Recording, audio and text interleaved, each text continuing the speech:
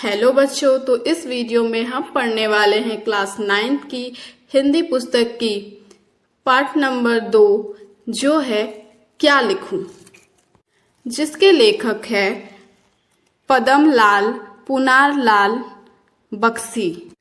जो इस निबंध के अंदर 2 निबंध दूर के ढोल सुहावने और समाज सुधार के लेखन में आने वाली कठिनाइयों की चर्चा कर रहे हैं। पाठ के शुरुआत में लेखक कहते हैं, मुझे आज लिखना ही पड़ेगा।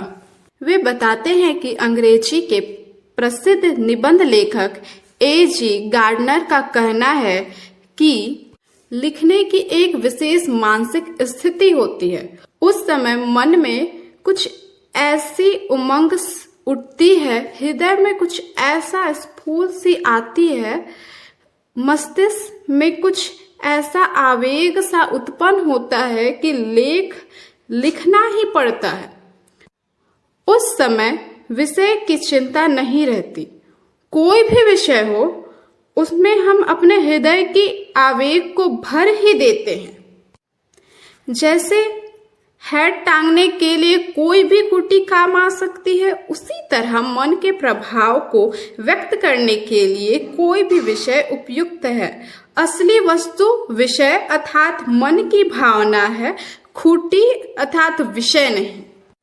लेखक आगे कहते हैं कि गार्डनर साहब के इस कथन की वास्तविकता में मुझे संदेह नहीं, पर लेखक के लिए कठिनता यह है कि उन्होंने इस मानसिक स्थिति का अनुभव ही नहीं किया है जिसमें भाव अपने आप उत्पन्न हो जाते हैं। लेखक कहते हैं, उन्हें तो सोचना पड़ता है, चिंतन करना पड़ता है, परिश्रम करना पड़ता है, तभी कहीं वे एक निबंध लिख सकते हैं। फिर आगे वे बताते हैं कि आज तो उन्हें विशेष परिश्रम करना पड़ेगा क्योंकि मुझे कोई साधारण निबंध नहीं लिखना। बताते हैं कि उन्हें नमिता और अमिता के लिए आदर्श निबंध लिखना पड़ेगा क्योंकि नमिता का आदेश है कि मैं दूर के ढोल सुहावने होते हैं इस विषय पर लिखूं, और अमिता चाहती है कि समाज सुधार पर लिखूं। लेखक आगे बताते हैं कि ये दोनों ही विषय परीक्षा में आ चुके हैं और उन दोनों का आदर्श निबंध लिखकर मुझे इन दोनों के निबंध रचना का रहस्य समझाना पड़ेगा। आगे लेखक सोचते हैं, दूर के ढोल सुहावने अवश्य होते हैं, पर क्या वे इतने सुहावने होते हैं कि उन पर 5 पेज लिखा जा सके? इसी प्रकार समाज सुधार की चर्चा अनादिकाल से लेकर आज तक चली आ रही है और इसके संबंध में बड़े विद्वानों में भी विरोध है। उसको मैं 5 पेज में कैसे लिखूं? लेखक सोचते हैं, सबसे पहले निबंध शास्त्र के आचार्यों के मत जान लूं, समझ लूं कि आदर्श निबंध क्या और कैसा लिखा जाता है, फिर मैं विषय की चिंता करूंगा। लेखक बताते हैं कि आदर्श निबंध को समझने के लिए उन्होंने निबंध शास्त्र के कई आचार्यों की रचना देखी, लेकिन लेखक कहते हैं कि एक विद्वान का कथन है कि निबंध छोटा होना चाहिए क्योंकि छोटा निबंध बड़े की अपेक्षा में अधिक अच्छा होता है। बड़ा निबंध में रचना की सुंदरता नहीं बनी रह सकती। लेखक इस विद्वान के मत से सहमत हो जाते हैं। वे कहते हैं कि इस कथन को मान लेने में ही मेरा लाभ है। मुझे छोटा ही निबंध लिखना है, बड़ा नहीं। है कि निबंध लिखूं कैसे? लेखक आगे बताते हैं कि निबंध शास्त्र के इन्हीं आचार्य महोदय का कथन है कि निबंध के 2 प्रधान अंग हैं। पहला सामग्री और दूसरा शैली। लेखक सोचते हैं, पहले तो मुझे सामग्री एकत्रित करनी होगी और अपने विचार समूह को संचित करना होगा, जिसके लिए मुझे गंभीरता से विचार करना चाहिए। आगे लेखक कहते हैं कि यह तो सच है कि जिसने जिस विषय पर अध्ययन किया है उसके मस्तिष्क में उस विषय के विचार आते हैं। फिर वे सोचने लगते हैं कि कौन जानता था दूर के ढोल सुहावने होते हैं पर भी निबंध लिखने की आवश्यकता होगी।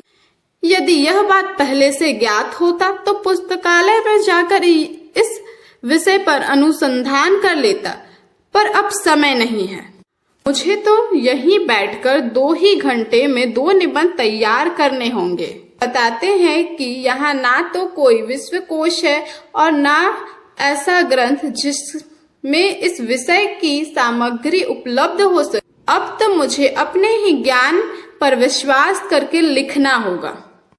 लेखक कहते हैं कि विज्ञों का कथन है निबंध लिखने से पहले उसकी रूपरेखा बना लेनी चाहिए, अर्थात उन्हें पहले दूर के ढोल सुहावने की रूपरेखा बनानी चाहिए। लेखक कहते हैं मैं सोच ही नहीं सकता कि इस विषय की कैसी रूपरेखा है। निबंध लिखने के बाद उसका सारांश कुछ ही वाक्यों में मैं भले ही लिख दूं, पर निबंध लिखने से पहले उसका सार 10-5 शब्दों में कैसे लिखा जाए? क्या सचमुच में हिंदी के सब विज्ञ लेखक पहले से अपने अपने निबंध की रूपरेखा तैयार कर लेते हैं? लेखक बताते हैं कि एजी गार्डनर को तो अपने लेख का शीर्षक बनाने में ही सबसे अधिक कठिनाई होती है। वे बताते हैं गार्डनर ने लिखा है कि मैं लेख लिखता हूं और शीर्षक का भार अपने मित्रों पर छोड़ देता हूं। उन्होंने यह भी लिखा है कि शेक्सपियर को भी नाटक लिखने में इतनी कठिनाई नहीं हुई होगी जितनी कठिनाई उन्हें नाटक का नामांकन में होती हैगी। तभी तो घबराकर उन्होंने नाटक का नाम रखा जैसा तुम चाहो।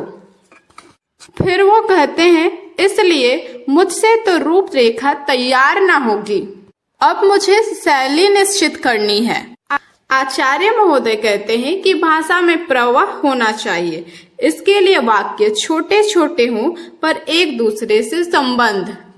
लेखक सोचते हैं यह तो ठीक है, मैं छोटे छोटे वाक्य अच्छी तरह लिख सकता हूँ। सोचते हैं मैं हूँ मास्टर। अपने विविधता का प्रदर्शन के लिए, अपने गौरव स्थापित करने के लिए यह आवश्यक है कि वाक्य कम से कम आधे पृष्ठ में तो समाप्त हो। लेखक आगे बताते हैं बाण भट्ट ने कादंबरी में ऐसे ही वाक्य लिखे हैं। तभी तो अलंकार, मुहावरे और लोकांत्यों का समावेशन भी निबंध के लिए आवश्यक बताया जाता है। तब क्या, इसलिए लेखक सोचते हैं तब क्या किया जाए। अंग्रेजी के निबंधकारों ने एक दूसरे की पद्धति को अपनाया है। उनके निबंध इन आचार्यों की कसौटी पर भले ही खरी सिद्ध ना हो, पर अंग्रेजी साहित्य में उनका अवश्य मान है। लेखक बताते हैं कि इस पद्धति के जन्मदाता मॉन्टेन समझे जाते हैं। उन्होंने स्वयं जो कुछ देखा, सुना और अनुभव किया उसी को अपने निबंध में लिपिबद्ध कर दिया। ऐसे निबंध की सबसे बड़ी विशेषता यह है कि वे मन की स्वतंत्र रचना है। इसमें न कवि की असीम कल्पना है, न लेखक के सूक्ष्म दृष्टि और न ज्ञानियों की गंभीर तर्कपूर्ण विश्लेषण। उनमें लेखक की सच्ची अनुभूति रहती है। ये कहते हैं कि ये निबंध उस मानसिक स्थिति को दिखाती है जिसमें न ज्ञान, न गरिमा और न कल्पना की महिमा भूलकर हम अपने में लीन हो जाते हैं, जिसमें हम संसार को अपनी ही दृष्टि में देखते हैं और अपने ही भाव में ग्रहण करते हैं। इसलिए लेखक सोचते हैं कि इस पद्धति का अनुसरण कर मैं भी क्यों ना निबंध लिखूं। फिर लेखक सोचते हैं कि उन्हें तो 2 निबंध लिखना है। वे आगे बताते हैं कि उन्हें अमीर खुसरो की एक कहानी याद आती है। एक बार प्यास लगने पर वे एक कुएं के पास पहुंचे जहां 4 औरतें पानी भर रही थी। पानी मांगने पर पहली ने उनसे खीर पर कविता सुनने की इच्छा प्रकट की, दूसरी ने चरखे पर, तीसरी ने कुत्ते पर और चौथी ने ढोल पर। अमीर खुसरो प्रतिभावान थे। उन्होंने एक ही पद में चारों की इच्छा को पूर्ण कर दी। उन्होंने कहा, खीर पकाई जतन से, चरखा दिया चला, आया कुत्ता खा गया, तू बैठी ढोल बजा। वे कहते हैं, मुझ में खुसरो की प्रतिभा नहीं, पर इस पद्धति को स्वीकार करने से मेरी कठिनाई आधी रह जाएगी। मैं भी एक ही निबंध में 2 विषयों का समावेशन कर दूंगा। वे कहते हैं, दूर के ढोल सुहावने होते हैं क्योंकि उसकी कुरसता अर्थात बेसुरापन दूर तक नहीं पहुंचती। जब ढोल के पास बैठे हुए लोगों के कान के पर्दे फटते रहते हैं, तब दूर किसी नदी के तट पर संध्या समय किसी दूसरे के कान में वही ध्वनि मधुरता का संचार कर देती है। ढोल के उन्हीं शब्दों को सुनकर वह अपने हृदय में किसी विवाह उत्सव का चित्रण अंकित कर लेते हैं। कोलाहल से पूर्ण घर में एक किनारे पर बैठी किसी लज्जाशील नववधू की कल्पना वह अपने मन में कर लेता है। वह नववधू के प्रेम, उल्लास, संकोच, आकांक्षा और विषाद से युक्त हृदय के कंपन ढोल की कर्कश ध्वनि को मधुर बना देती है। लेखक कहते हैं, सच तो यह है कि ढोल की ध्वनि के साथ आनंद का कलरव, उत्साह का प्रमोद और प्रेम का संगीत, ये तीनों मिले रहते हैं। तभी उसकी बेसुरापन समीप लोगों को भी बेसुरा नहीं प्रतीत होती और दूरस्थ लोगों के लिए वह अत्यंत मधुर बन जाती है। लेखक आगे निबंध में लिखते हैं कि यह बात सच है कि दूर रहने पर हमें वास्तविकता की कठोरता का अनुभव नहीं होता। यही कारण है कि तरु अर्थात युवा हमेशा उज्जवल भविष्य का स्वप्न देखता है और वृद्ध अतीत के गौरव का स्मरण करके सुखद अनुभव करते हैं, अर्थात वर्तमान से दोनों ही असंतुष्ट एवं व्याकुल रहते हैं। लेखक आगे की पंक्तियों में कहते हैं, मनुष्य के इतिहास में ऐसी कोई काल नहीं हुई है जिसमें सुधार की आवश्यकता ना हो। तभी तो आज तक कितने सुधारक हो गए हैं, पर सुधारों का अंत कभी हुआ है? भारत के इतिहास में बुद्धदेव, महावीर स्वामी, नागार्जुन, शंकराचार्य, कबीर, नानक, राजा राममोहन राय, स्वामी दयानंद और महात्मा गांधी में ही सुधारकों की गणना समाप्त नहीं हो जाती। सुधारकों का दल तो नगर नगर और गांव गांव में है। वे आगे कहते हैं कि यह सच है कि जीवन में नए नए दोष उत्पन्न होते जाते हैं और नए नए सुधार हो जाते हैं। न दोष का अंत है और न सुधार का। तो कभी सुधार थे वही आज दोष हो गए हैं और इन सुधारों का फिर नौ सुधार किया जाएगा। अभी तो यह जीवन प्रगतिशील माना गया है। लेखक आगे बताते हैं कि हिंदी में प्रगतिशील साहित्य का निर्माण हो रहा है।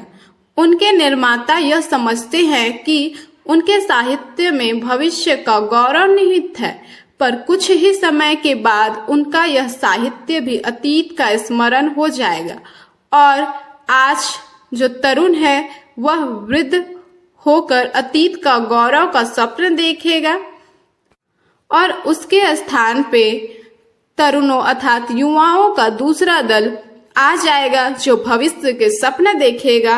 दोनों ही स्वप्न सुखद होते हैं क्योंकि दूर के ढोल सुहावने होते हैं।